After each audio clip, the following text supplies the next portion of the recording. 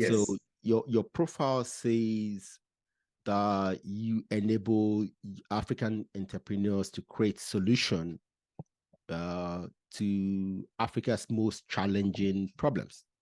Okay. Yes. What have you found to be Africa's most challenging problems?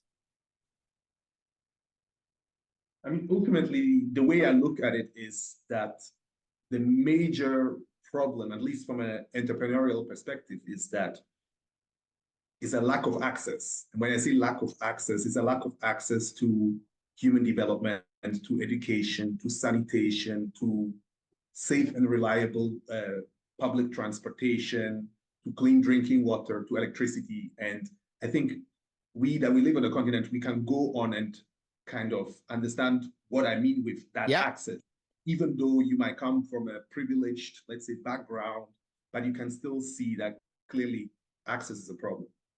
And so that's the base premise that I see. And then the second premise is that usually the people that understand the problem the best are the ones that experience it, and therefore they are best positioned to solve those problems. But unfortunately, we do not give them access or sufficient access. So they cannot necessarily solve those problems, because if you do not have access to some base level of education, how do you go out and solve the problem within your community, your nation?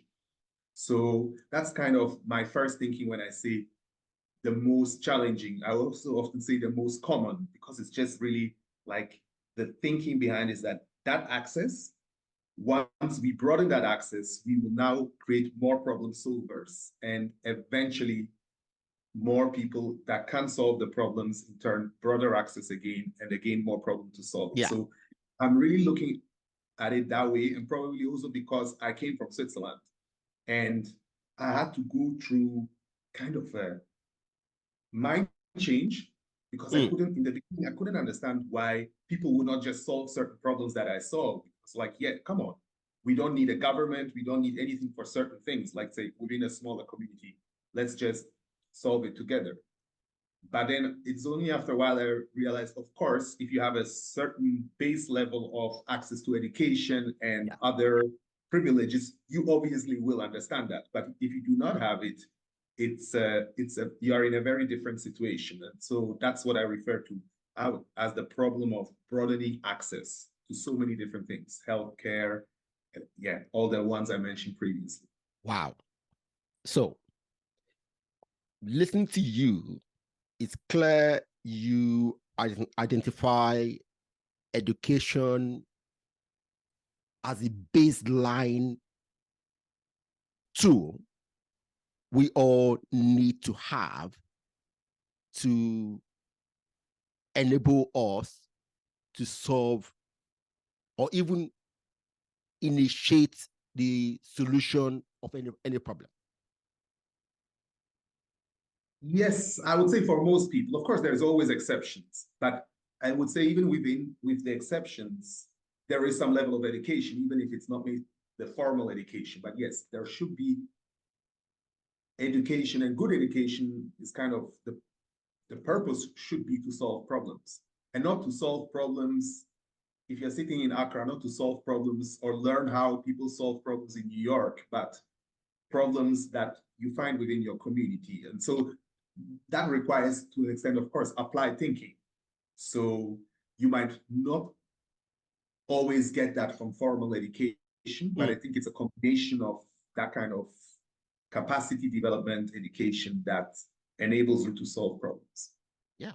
See, why I asked that question is because I personally believe that education, at least to me, at least 12 years, I use the word schooling, okay, for formal education,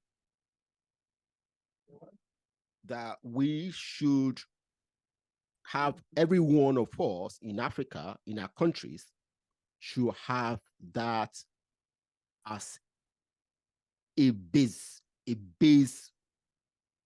right. That every one of us, regardless of our economic circumstance should have that. Okay. See, Yeah. because like you said, if you don't have basic knowledge or education, the problems around you will just be something to you so humongous that you can't do anything about. Yeah.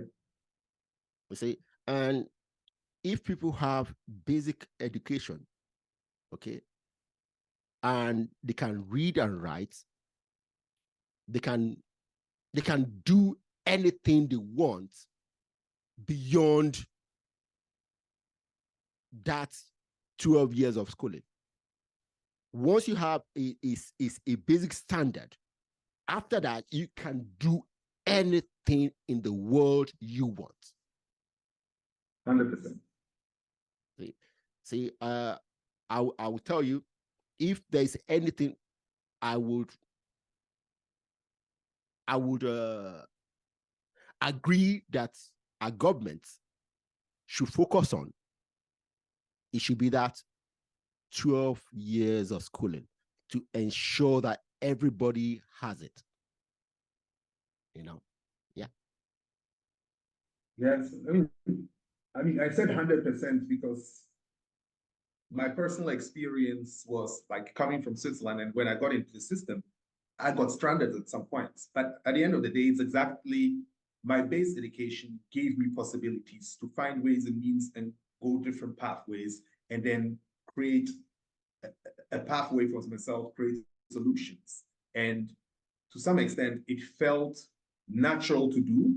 But then, as I said, it's as you immerse yourself in society, you realize, yeah, you're not smarter than everybody else. You're not better than everybody else. It's like, yeah, you had that access that I discussed before.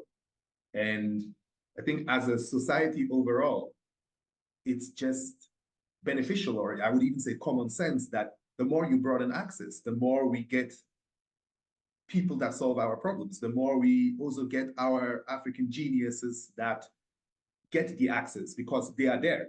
Yeah, they're there. Where we are wasting them because that, like the ingenuity, the innovation power does not necessarily come from people that are privileged.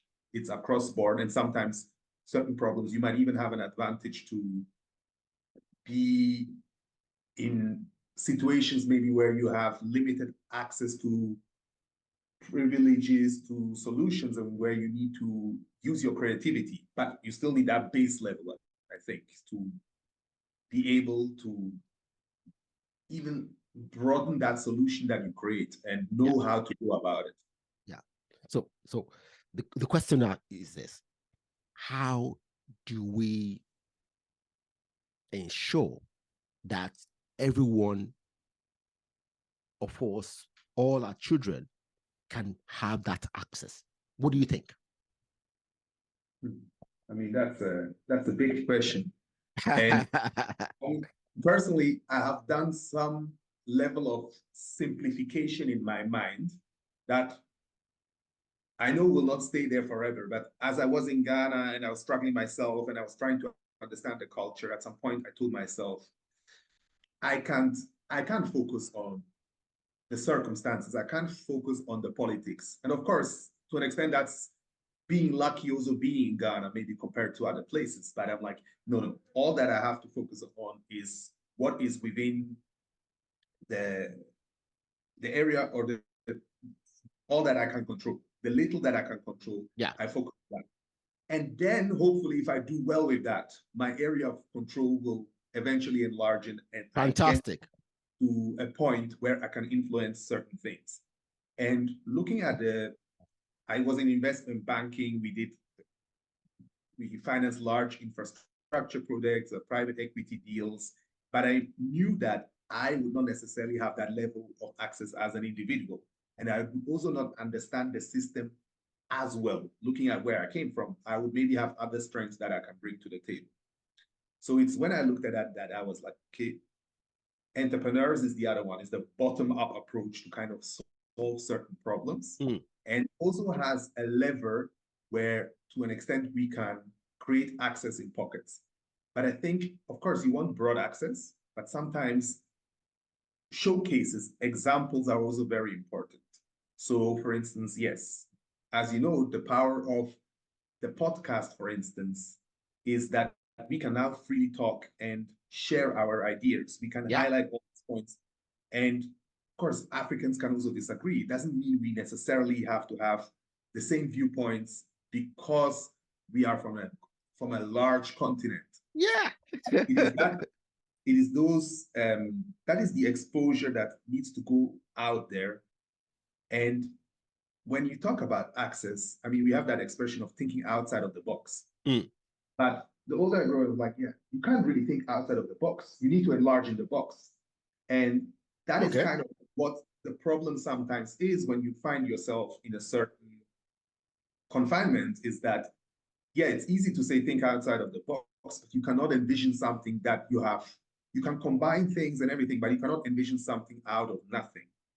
And my belief from the entrepreneurship side is that it's not necessarily going to be like a systemic change at a go that creates that access, but that with the new technology, with digitalization, you will have people see in different corners of the continent creating solutions. And it just needs to get to a certain critical mass for people to realize that, yes, we can change our fortunes, we can find our solution. And that is where I see at least for now, I described it before in my brother, but I see my role to kind of create access for as many people as I can around me. And access can be for my employees, try to broaden their horizons, try to show them what is possible, that they can do more than I can do. It doesn't necessarily need to be in my company. That we have that kind of capabilities. And again, so the big question that you are asking, I would say, I do not know as a silver bullet answer, but I know that the work is to create access where you can individually, and then as a group, as an organization, and create that critical mass. Very good. See, I like what you said at the end. I do not know. See, many people think saying I do not know.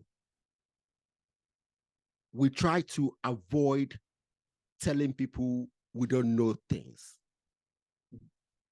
And it's a destructive way of thinking. Thinking you need to know everything.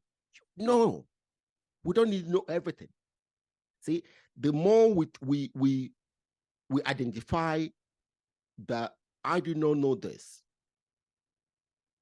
saves us a lot of time, wasting our energy trying to behave as if we know. One. And two, if you clearly know you don't know something, if you are interested in that thing, then that means you go and learn. Okay? But once you refuse to acknowledge your deficiency in that space, most likely you never open your mind to know. So I like the fact that you clearly said that. Thank you for that. Thank you for that.